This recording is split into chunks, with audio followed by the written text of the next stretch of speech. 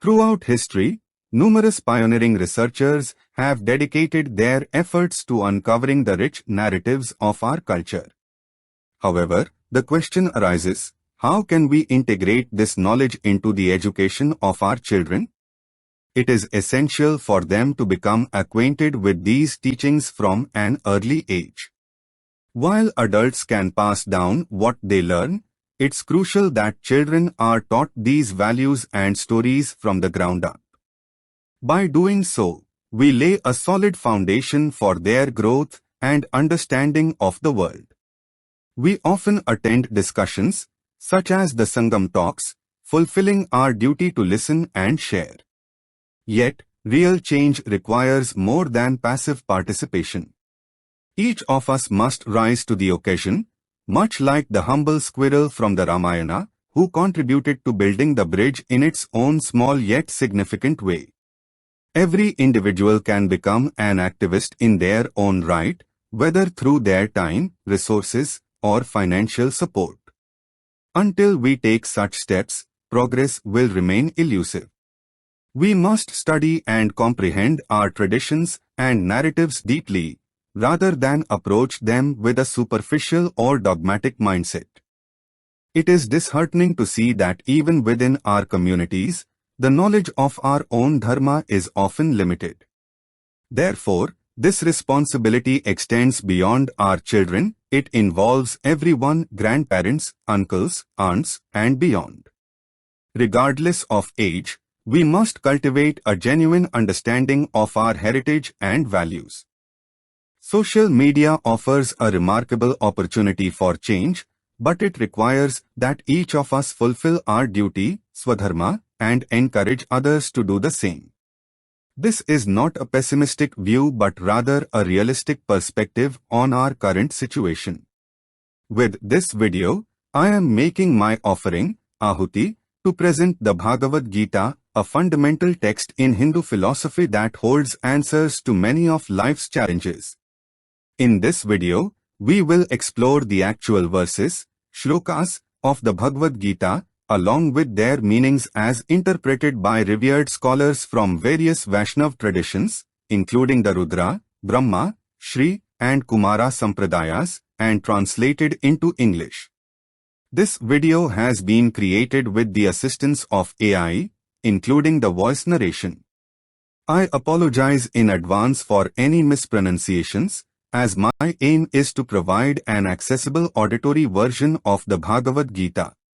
My goal is to make this profound knowledge readily available so that people can listen to and learn from the teachings of the Bhagavad Gita as presented. We will release the content chapter by chapter, covering all 18 chapters of this essential scripture.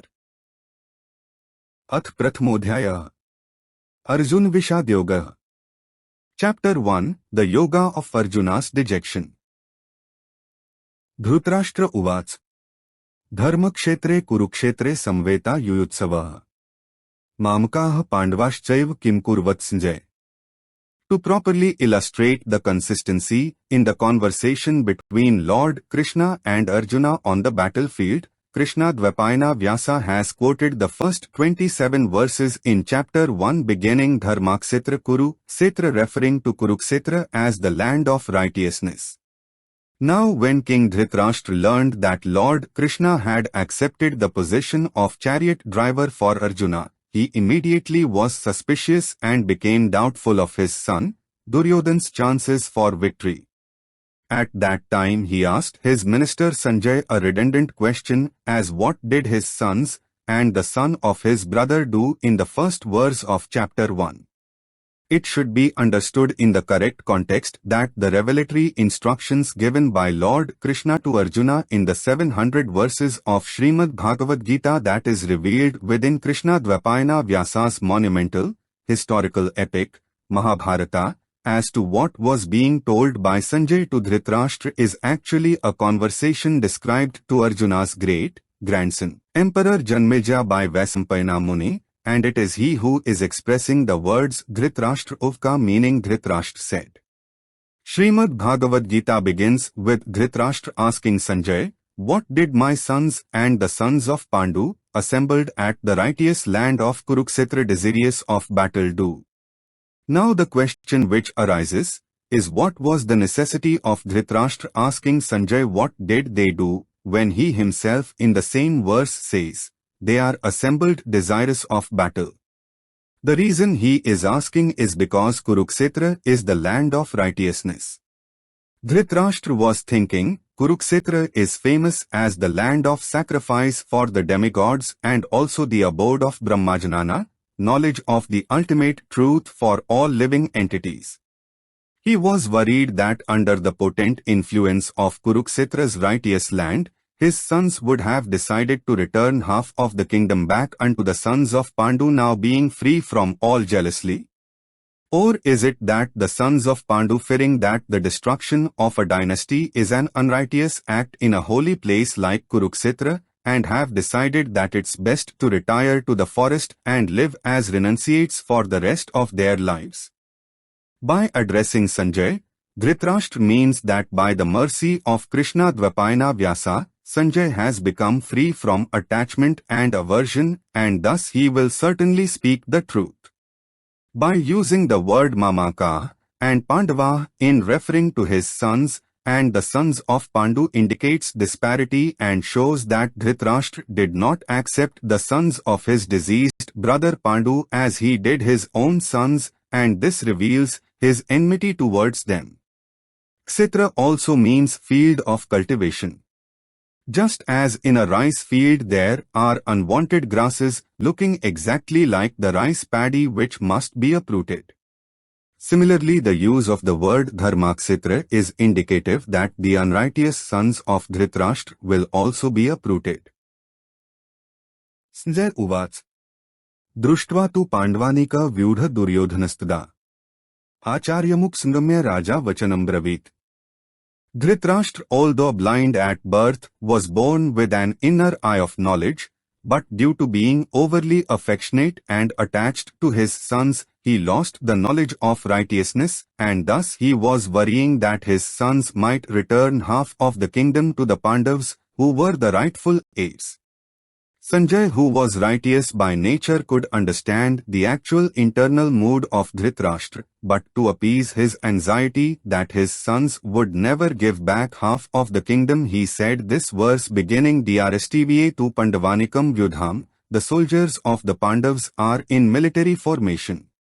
The initiative taken by Duryodhana in approaching his preceptor in archery, the master bowman Drona, shows that internally he was feeling fearful at the sight of the Pandavas' might. So with the pretense of going to offer respect, he approached Drona to conceal this fear.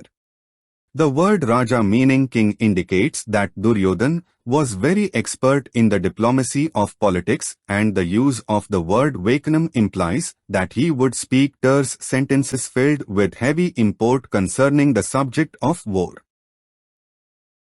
Pashyata Panduputranamacharya Mahati Chamu Vyudha Drupdaputren Tav Shishen Dhimta. Duryodhana is thinking that Drona might decline to fight in the battle out of affection for the Pandavas who had been his best disciples. So trying to create some anger in Drona towards them, Duryodhana sneered and exclaimed Pasyatam, behold these. Implying that the Pandavas are despicable because they are blatantly disrespecting the Acharya by choosing to fight against their own preceptor. Then to incite Drona further, Duryodhana says that the military formation of the Pandav army has been arrayed by another one of his disciples, the intelligent son of Drupda. Duryodhana could have called the son of Drupda by his name Dhristadyumna, but he purposely used Drupdaputra because it would remind Drona of his bitter enemy, King Drupda, who performed a sacrifice specifically to get a son who would be the slayer of Drona.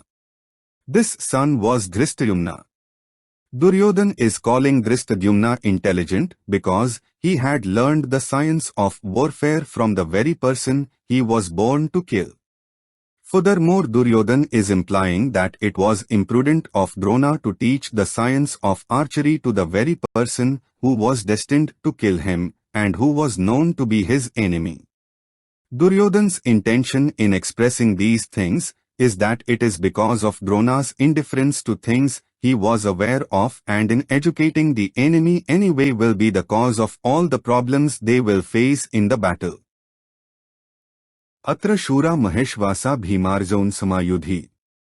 Yuyudhano virasht drupdascht maharatha. Duryodhana's use of the words Atrasura in addressing Drona is an innuendo, meaning, if you are thinking that because the Pandavs' army commanded by Dhritarashtra are less than ours they can be easily defeated and there is nothing to worry about, you are mistaken. These warriors are all mighty bowmen, the arrows from whose bows can never be thwarted by any enemy. Not only that, but their expertise in the art of warfare is equal to that of Bhima and Arjuna. Duryodhana, who is also known as Satyaki, Virata and Drupda, are distinguished as Maharatha, meaning the mightiest of chariot warriors.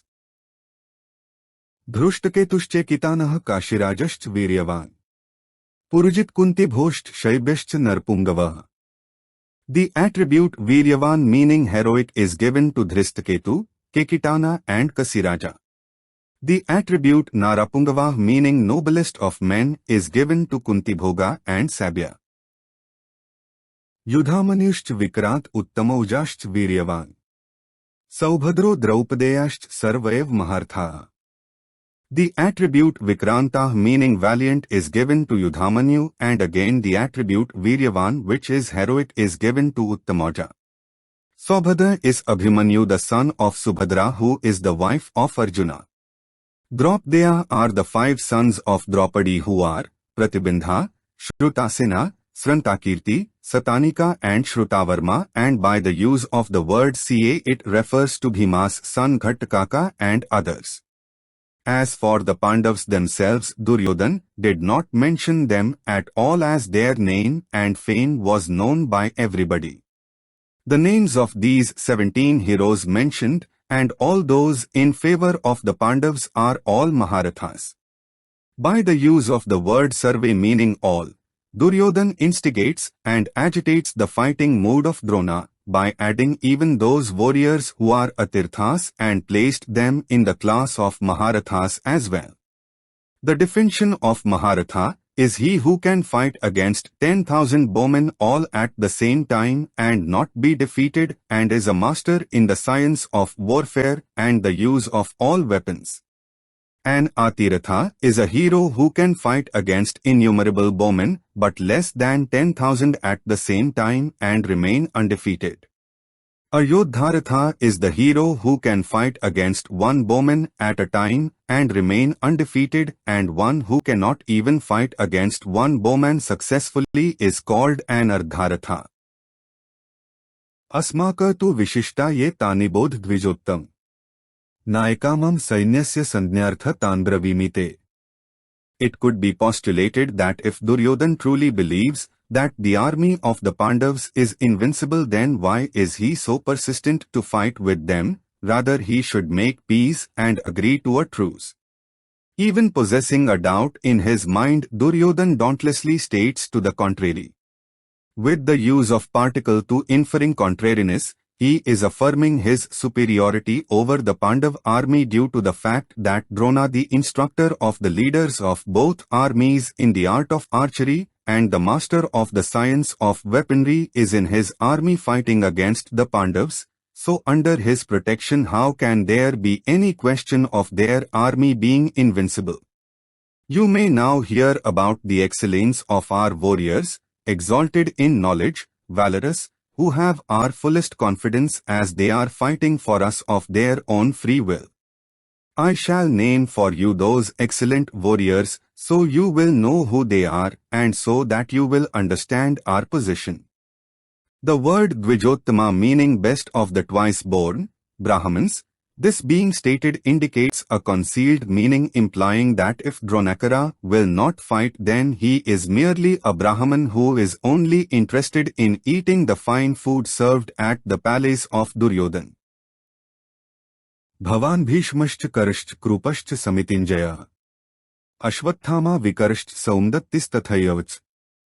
The names Duryodhana has mentioned are Bhava, referring to Drona himself, Vikarn, who is the younger brother of Duryodhana, and Bhurisrava is the son of Sumdatta. Samitinjaya means ever victorious and is applied to Bhishma, Karna, Kripa and Aswathama, the 7 Maharathas mentioned. Anech bahavaः shura madarthe tyaktajivitaः. Nana shastra praharanaः sarve yuddha vishardaः. That is not all. There are innumerable warriors in great numbers in my army of their caliber. Bahava meaning innumerable refers to Jayadratha, Kratvarma, Salya and countless others who have all pledged their very lives for his sake and due to their sincere affection for him, with their extraordinary strength and their unsurpassed skill in military science his victory is assured. Aparyapta tadasmaka bala bhishma bhirakshita. Paryapta tvidmetesha bala bhima bhirakshita.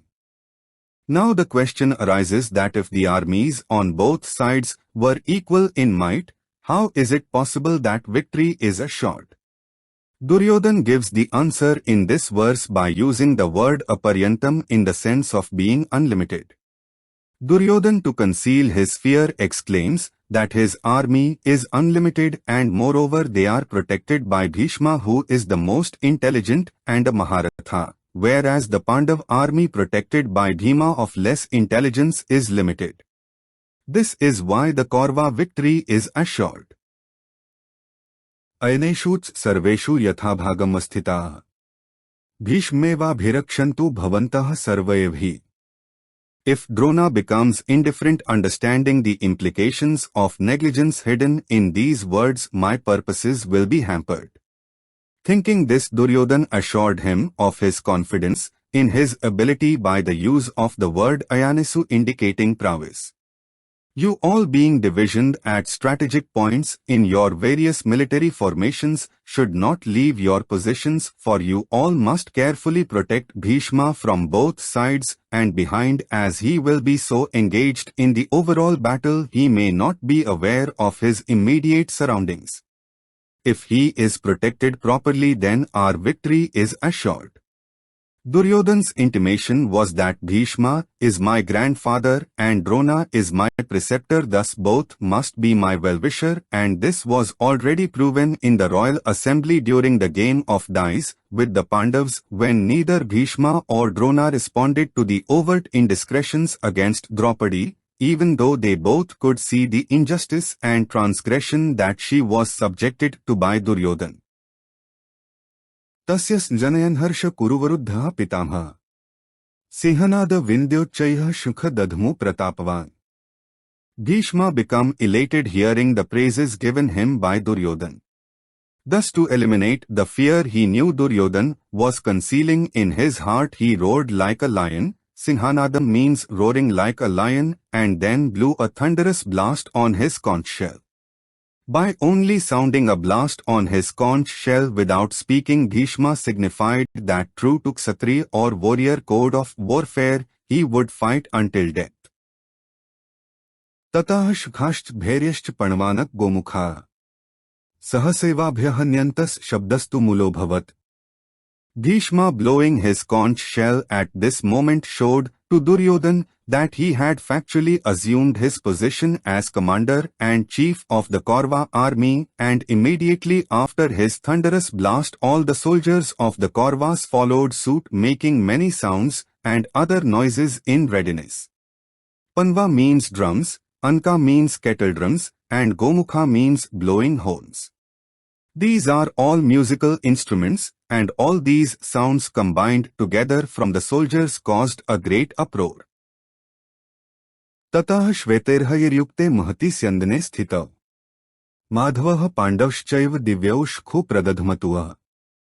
Thereafter the Pandav army also sounded festively all the musical sounds for battle readiness, and this is what is meant by the use of the word tate. Although there were many chariots present on the battlefield, the reason for mentioning the chariot of Lord Krishna and Arjuna was that this chariot by which the 3 worlds could be conquered was donated by Agni, the demigod of fire, and was designed and built by Vishwakarma, the architect of the demigods, and thus was especially powerful. पांचजन्यम हृषिकेशो देवदत्तं Dhananjay Paundra दधमु Mahashankh भीमकर्मा वृकोद्र. Pankajanya is the name of Lord Krishna's divine, transcendental conch shell, and the other names mentioned are the conch shells of the five Pandavas. This signifies that there were many such divine conch shells present on the side of the Pandavas, but on the side of the Kauravas there were not any, and so none were mentioned.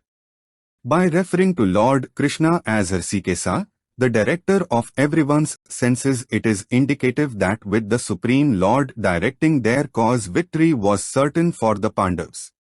The use of the name Dhanajaya for Arjuna, meaning conqueror of riches, indicates that he would conquer all the wealth by defeating all the rich and powerful kings arrayed against him on the battlefield, and with the word karma, meaning reactions to actions, added to the name of Bhima, refers to his slaying the demon Hidamba after he and his mother and brothers were forced to flee their burning house instigated by Duryodhana, and indicates what is in store for him in the future. Anantvijayam Raja Kuntiputro Yudhishthira Nakulah Sahadevashch Sughoshmani Pushpakau काश्यश्च परमेश्वा सह शिखंडीच महारथ धृष्टद्युम्नो विराश्च सात्यकिश्चापराजिता द्रुपदो द्रौपदेयाश्च सर्वशः पृथिवीपते सौभद्रश्च महाबाहुः शुखान्दधमुः पृथक् पृथक्. The purport is that the conch shell Pankajanya of Lord Krishna and the conch shells Devdatta, Pondram, Anantavijaya, Sughosa and Manipuspaka of the five Pandavas are renowned and famous. But in the army of Duryodhana there are no famous conch shells with any names. The point is, whoever has aligned themselves with the Supreme Lord Krishna as their protector, undoubtedly without question will always be victorious. Then the warriors of the Pandav army began to sound their conch shells. Sikhandi is the son of Drupada, who was born out of penance especially to slay Bhishma. Dhritarashtra was born from a fire sacrifice especially to slay Drona. Satyaki was invincible like Arjuna, never knowing defeat. So this verse is indirectly revealing to Dhritarashtra that he should not entertain any ideas that his son Duryodhana will be victorious in the battle even with the assistance of Bhishma and Drona. Sghosho Dhritarashtrana hrudyani vyadariyat Nashch pruthivi chaiv tumulobhyanunadyan. The thunderous sound of Pankajanya, the divine conch shell of Lord Krishna, and the Pandavas' divine conch shells along with their army was devastating and heart-shattering in the sense that Bhishma and all those in favor of the Kauravas felt pain in their heart as if their heart was actually shattered. The Kaurava army had also made an uproarious noise just minutes before, but it did not have the power to create any anxiety in the army of the Pandavas, and this was undeniably proven by the potency of the Pandavas' response. Ath vyavasthitan društva Dhritarashtran kapidhvaja pravrutte shastrasampate dhanurudyamya pandavah Hrishikesha tada vakyamidmah mahipate. Thus, after illustrating the fears displayed by the Kauravas before the battle, the enthusiasm of the Pandavas was expressed by the word atha, meaning thereafter. When the Kauravas for the second time attempted to rally their army for battle after their determination got dampened by the Pandavas' tumultuous blowing of conch shells, then the Hanuman-bannered Arjuna raised his mighty divine bow named Gandiva. By using the words kapi, Dhwaj meaning the banner of Hanuman, the significance is that Hanuman fearlessly performed many extraordinarily difficult tasks for Rama, so by that great devotee hero being on the flag at the top of Arjuna's chariot indicates that by his grace Arjuna will be blessed with intrepid fearlessness. By the use of the word Hrishikesa referring to Lord Krishna as the controller of everyone's senses, and when the Supreme Lord Krishna himself is carrying out the orders of the Pandavas, then there is not the slightest doubt about the victory of the Pandavas, who are his intimate devotees. Arjun Uvach Senayorubhyormadhe ratha sthapya mechut Yavadetan niriksheha yodhuka manavasthitan Kairmaya saha yodhavyamasmin ransamudyame. Arjuna is now speaking beginning with the words, Senaya Ubhaya. By saying O Achyuta meaning infallible, Arjuna addresses Lord Krishna as the one who is never contrary to his inherent qualities of affection for his devotees and his supreme majesty, and so he states, thus being guided by those very qualities place my chariot as I have instructed. The reason for placing the chariot as instructed is being explained by the verse beginning, Yavad Etan.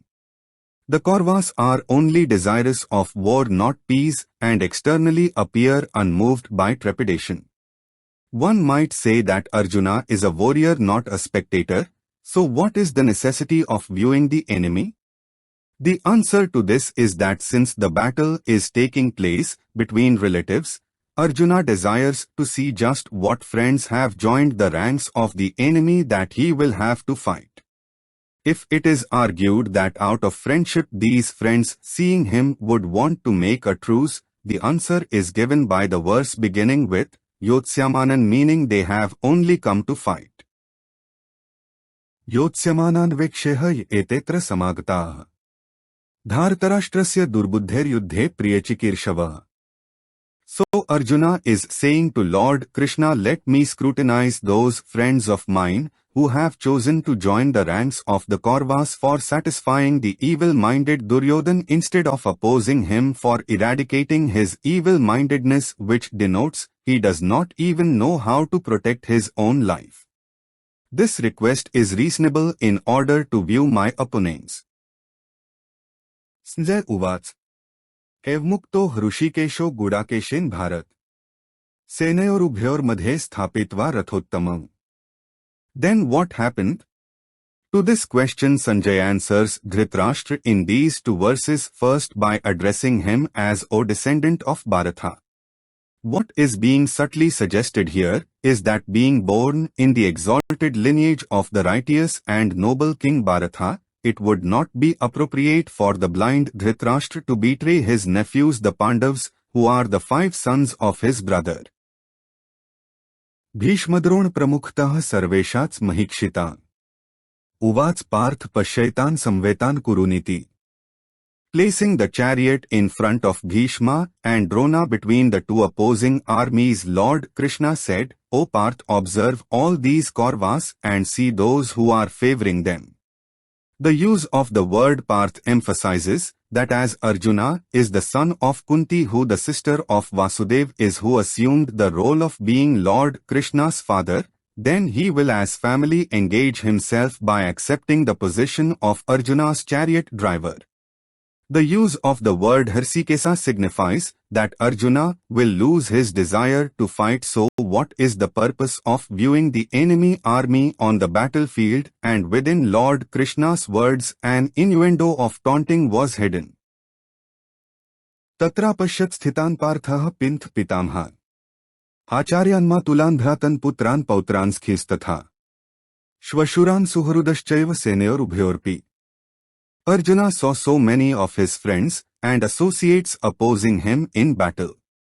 It should be understood that those mentioned as fathers are ones who were from the same generation as his father, such as Bhurisrava, and those grandfathers are similarly from the same generation as his grandfather, such as Bhishma. The teachers referred to are like Drona and Kripa, maternal uncles are like Salya, brothers are like Bhima and Duryodhana, sons are like the age of his own son Abhimanyu, grandsons are like Lakshmana, and friends are like Aswathama as well as others. Tan samikshas kaunteyah sarvan bandhun vasthitan. Krupaya paryavishto vishidan nidma bravit. The most munificent and compassionate Supreme Lord Krishna had descended to redeem the earth by giving instruction on the knowledge of the Atma or eternal soul. For this purpose, Lord Krishna bewildered his disciple Arjuna and utilized him to be in illusion by unjustifiably misinterpreting one verse found in the Chandogya Upanishad 8.15 beginning Ahinsyat Sarv Bhutani, meaning, one should not cause injury to any living entity, and thus from this verse would come to the erroneous decision that as a Kshatriya or warrior fighting this battle was against dharma, the principles of righteousness. The use of the word Kaunteya in addressing Arjuna, it indicates that since he is the son of Kunti, he is affected by the morality and afflictions of the mundane world. The use of the word Kripaya signifies that Arjuna was naturally compassionate.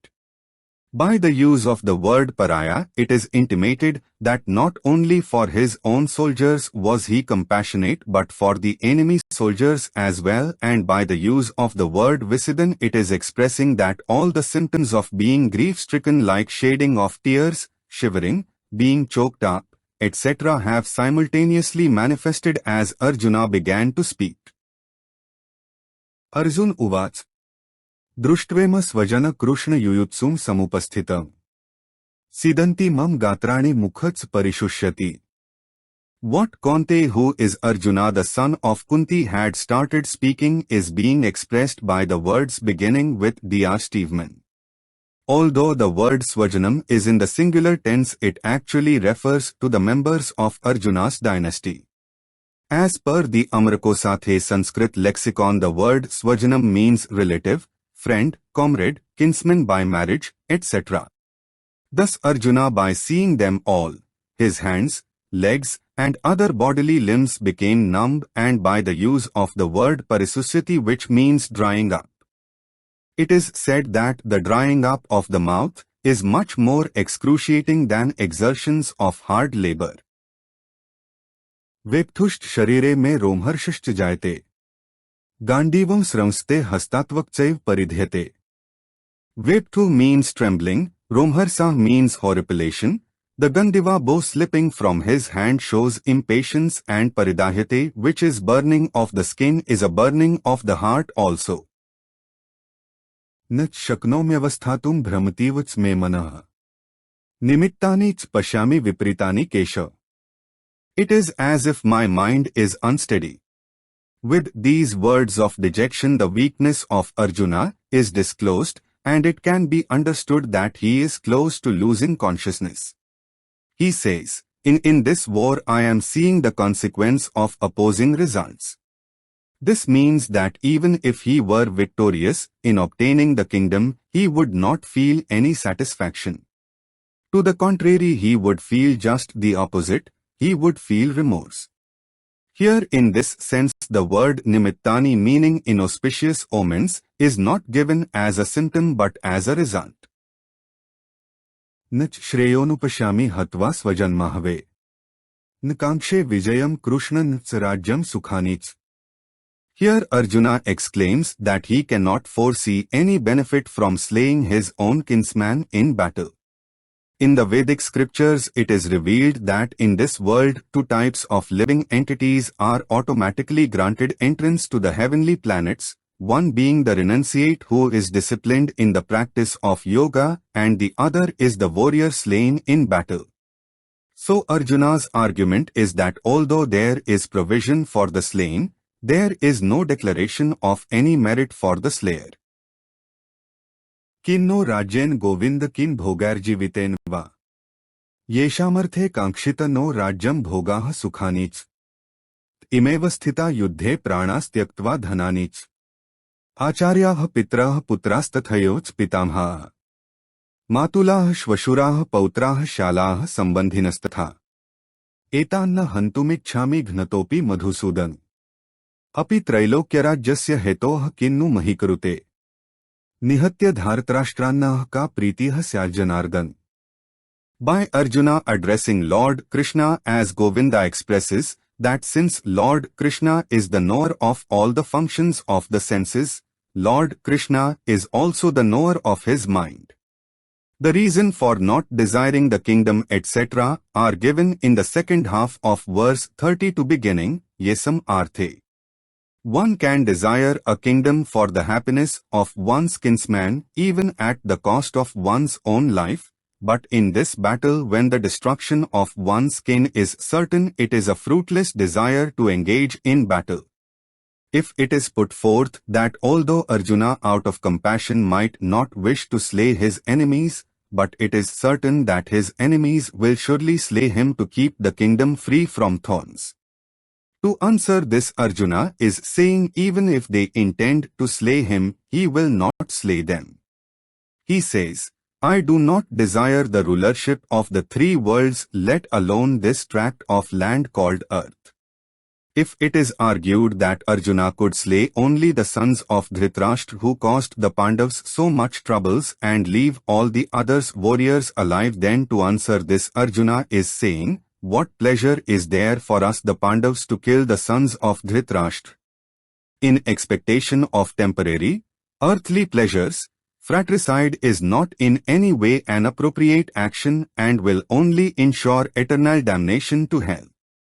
By Arjuna addressing Lord Krishna as Janardana, which means he who always naturally protects his devotees, that since he has appeared for removing the sins from this world, then he can just slay all these sinners himself, and since Lord Krishna is the Supreme Lord, there is no question of him incurring any sinful reaction for causing their deaths. Papmevashrayedasmanhatvaitanatayinah तस्मान्नार्हा वयम हंतुम धारतराष्ट्रा स्वबांधवान स्वजन ही कथा हत्वा सुखिनः स्याम Madhav.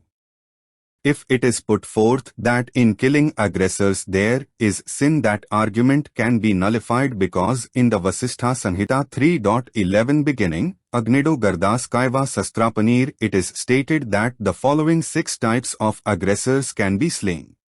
1. One who administers poison. 2. One who commits arson. 3. One who attacks with deadly weapons. 4. One who steals one's wealth. 5. One who usurps another's property. 6. And one who kidnaps another's wife. All these aggressors can immediately be slain without any sinful reaction incurred, and this confirmed in Manu Sanhita 8.cccl beginning Attainam Ayantam Hanyad, meaning, without hesitation such aggressors may be slain as there is no sin in killing them. It is factual that every one of these 6 aggressions has been previously perpetrated by Duryodhana and his brothers, so all of them certainly should be slain. To answer this, Arjuna replies that it would be sinful to kill friends, relatives and superiors. His reasoning is because the killing of aggressors is found in the moral codes of Niti Sastra, whereas in Dharma Sastra it is stated that one should not cause harm to any living creature. Since Dharma Sastra is superior to Niti Sastra, the killing of revered elders such as Drona, Bhishma and others can only be the cause of sin. Without the elders and the relatives, the enjoyment of sovereignty will not be palatable, rather will only result in remorse. By Arjuna addressing Lord Krishna as Madhva, the controller of all wealth and opulence, Arjuna's intention is to ask why the Lord of Shri, the goddess of fortune, would encourage him to fight a battle that will be full of gore and death, devoid of all wealth and opulence. यद्यपेतेन पश्यन्ति लोभोपचेतसः कुलक्षयकृतं दोषमित्रद्रोहेच पातकम् कथा न नेयमस्माभिः पापादस्मान्निवर्तितुं कुलक्षयकृतं दोष प्रपश्यद्भिर्जनार्दन. If the question arises that although it is advisable for the Pandavas to engage in battle being challenged by their enemies the Kauravas, because it is well known that a Kshatriya can never decline a challenge to fight or to gamble. To answer this, Arjuna speaks the verse beginning, Yadyapi ete na pasyanti, and the verse beginning Katham nagayam asmabhi. The reason for the Kauravas to be engaged in war is out of greed. Whereas we, not having this desire of greed, therefore have no desire for battle. One is engaged in karmic activities to fulfill one's desires, but only if no negativity is created and the action results in total happiness can it be considered righteousness. It is also described in the codes of warfare that a Sayan Yaga is prescribed for killing of one's enemies. Although it is true because the result of it will not give happiness to the family members of the deceased, it is unreasonable for us to be engaged in this battle. On the other hand, the tradition of accepting a challenge by Kshatriyas is applicable when there is no probability of destruction of the dynasty. Arjuna again addresses Lord Krishna again as Janardana, he who always naturally protects his devotees. Arjuna is intimating that since Lord Krishna is the Supreme Lord and has appeared for the express purpose of removing all those opposed to righteousness on the earth, he can just by his will destroy all the enemies effortlessly himself. Kulakshaye pranshanti kuldharmaah sanatanaah. Dharme nashte kulakrutasnam dharmo bhibhavatyut. Now the evil consequences of war are described in detail with this verse beginning Kulaksaye pranasyanti. The compound word kuladharma meaning the righteous family traditions prescribed in Vedic rites such as the fire ceremony Agnihotra and others of this nature due to the destruction of the dynasty causes a lack of qualified family members knowledgeable enough to have them performed. When dharma or righteousness is absent, then adharma unrighteousness appears, apprehending the remaining dependents along with the whole family, destroying the foundations of society. Adharma bhibhavat Krishna pradushyanti kulastriyah. Strishu dushtasu varshane jayate varnasankaraha. When adharma or unrighteousness controls the decorum of a dynasty, the females in the family unavoidably become unchaste and their wombs subsequently become contaminated.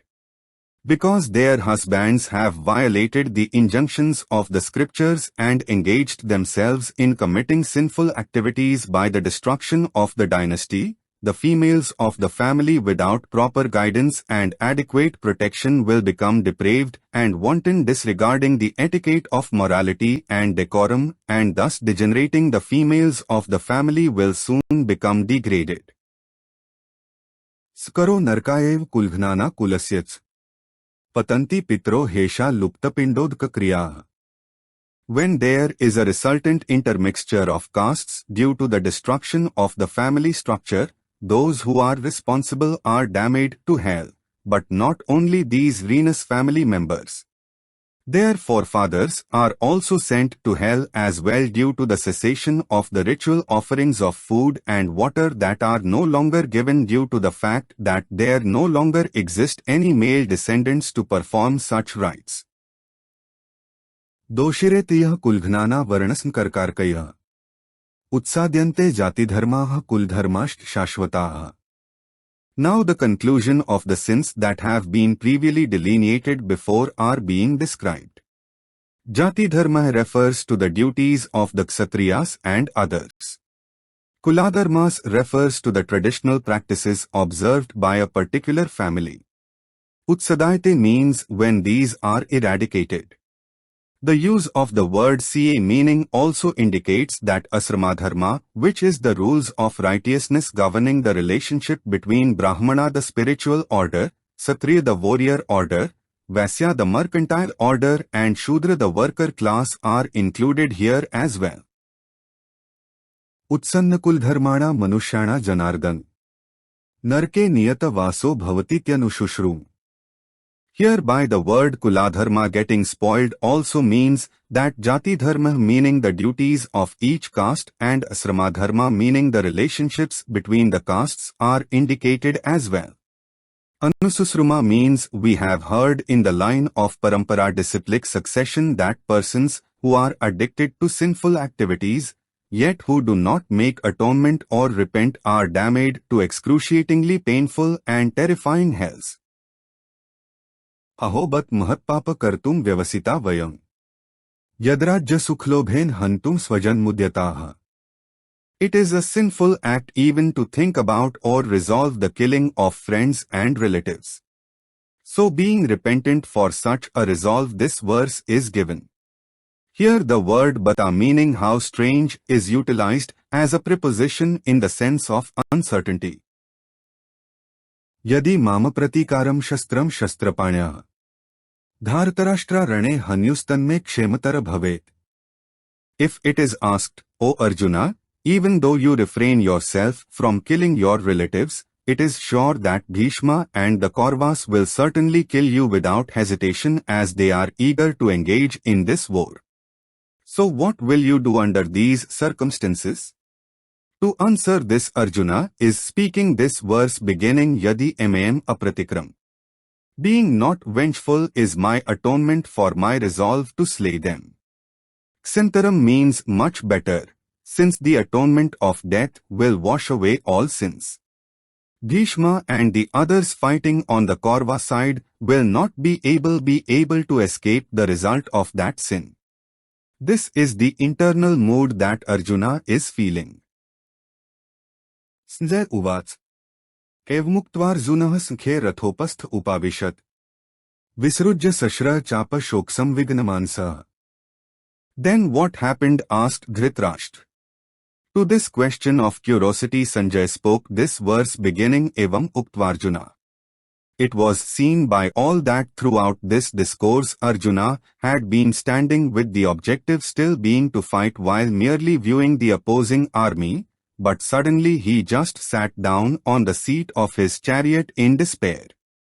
It has been perceived from the beginning of creation that the propensity to embark upon the path of Atma Tattva or self-realization manifests only in those living beings who are righteous and have no predilection to cause injury to any living entity by thought, word or action. It has also been perceived that success derived from embarking upon this initiative never arises in those living entities who are bereft of these qualities.